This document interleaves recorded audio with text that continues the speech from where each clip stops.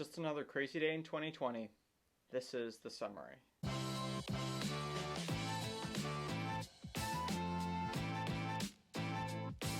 Right.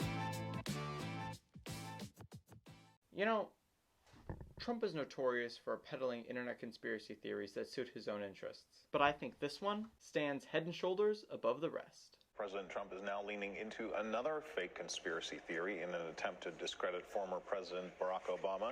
The Washington Post reports the president used his Twitter account to promote an absurd claim that Osama bin Laden wasn't killed by U.S. Special Forces in May 2011. President Trump alleges that the Obama administration killed Osama bin Laden's body double, not the terrorist leader, during SEAL Team 6's 2011 raid. Post says the president even retweeted an allegation that the Obama administration deliberately shot down a military helicopter with U.S. Navy SEALs as part of an elaborate cover-up. What the f***?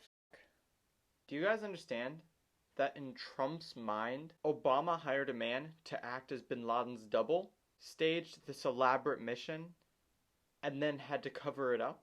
You do realize it would be harder to stage a killing of bin Laden than to actually kill him. So then if bin Laden's not dead, where is he now? Is he in on the cover-up? Was he paid off? Are him and former President Obama long-lost brothers? No matter how you feel about Donald Trump, you cannot deny that the idea that President Obama staged a killing of bin Laden and then covered it up and no one discovered it is ridiculous. Unless you're absolutely insane, or you're just your run-of-the-mill right-wing conspiracy theorist. Now, if you guys think that's crazy and weird, wait till you see this. Kim Jong-un apologized for failing to improve North Koreans' lives in an address at an unprecedented pre-dawn military parade. This came out at the climax of a nearly 2-hour military parade in the country's capital. The country's leader, Kim Jong-un, was seen crying along with those in the crowd, thanking the North Korean people for their hard work during the pandemic. He got more emotional than I think we've ever seen. He looks like he was standing there at the podium, sobbing. And this went on for quite some time. Wow. The pandemic has been so hard on everyone that even little Rocket Man is crying. But I gotta be honest, guys, it's kind of nice to see a ruthless dictator cry every once in a while. I mean, given that we've yet to see our own do the same. Speaking of Donald Trump and COVID-19, after a week of quarantining, Donald Trump is finally back on the campaign trail doing what he loves most, spreading COVID-19. President Trump returned to the campaign trail with a rally in Sanford, Florida. It was his first rally outside the White House since getting out of the hospital. The president threw masks into the audience as he walked onto the stage. Several members of the first family were in attendance. Many of them did not wear masks, including the president himself. I went through it. Now they say I'm immune. I feel so powerful. I'll walk into that audience. I'll walk in there. I'll kiss everyone in that audience.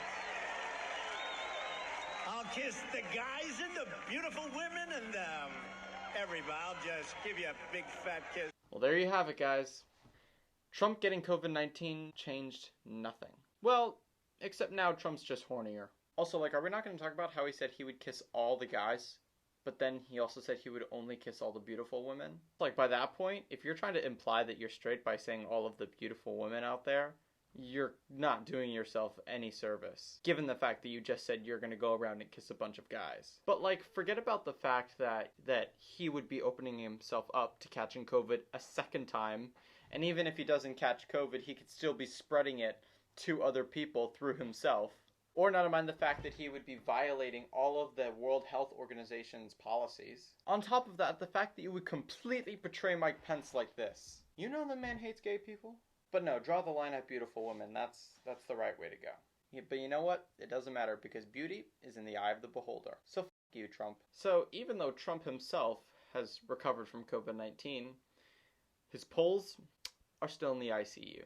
So in a hope to turn things around, the Trump campaign is starting a new, bold campaign strategy. The Trump campaign now facing pushback from Dr. Anthony Fauci after lifting part of a 7-month-old soundbite from Fauci for a new ad. President Trump tackled the virus head-on, as leaders should. I can't imagine that anybody could be doing more. The president tweeting they are indeed Dr. Fauci's own words, and the president's campaign tweeting it will keep airing the ad. But Dr. Fauci tells NBC News they did this without my permission and my comments were taken out of context. Dr. Fauci wasn't talking about the president. The quote is from an interview with Fox News back in March.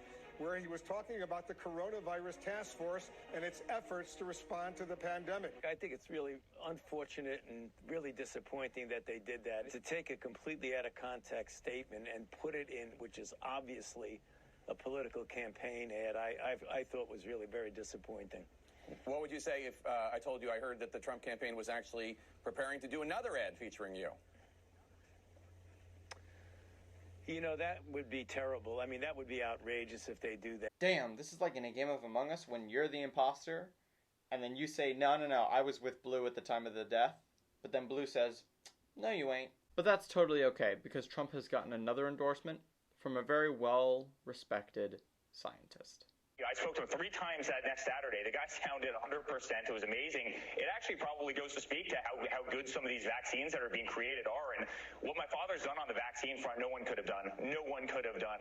My father literally started day one creating this vaccine. He worked to push this vaccine, and now my father just took it. And you see how well he got over it. Dude, this guy talks about his dad like he's 5 years old. Hey, Eric, let me tell you something. No matter how many times you compliment your daddy, he isn't going to notice you. I mean, Trump was probably looking at the TV going, who's this stranger on television? They're being so nice to me. Okay, let's end today's show with some good news. Patience has paid off for a Japanese tourist who refused to let the pandemic ruin his trip of a lifetime. Jesse Katamaya wanted to end his journey around the world at Machu Picchu, the ancient mountain citadel in Peru, but he arrived in March. That was just as the country's COVID lockdown started. So Jesse did something cool. He rented a room, he studied yoga, he taught boxing to local kids and just waited. Word got around, and on Sunday, Jesse was granted special access to Machu Picchu. See, this guy shows us never to give up on our dreams. Whether it's traveling around the world or actually getting dressed for the first time in 3 months. You go for it! Although personally, like, not gonna lie, I'm really comfortable in my pajamas, so I think I'll just stay with that. Anyways, guys, this is the end of today's show. I know it was a little shorter than maybe some other ones. I hope you guys still enjoyed it. Stay tuned for next week's. There's going to be a lot of exciting things happening on this channel. If you guys don't already know, I've started doing daily uploads. So if you're not subscribed, please subscribe. That way every day you can see a new piece of content. Thank you guys so much for watching this video. Be sure to hit that like button and subscribe if you haven't already. Stay updated with the channel. Have a great day whenever you're watching this, and I will see you guys in the next one.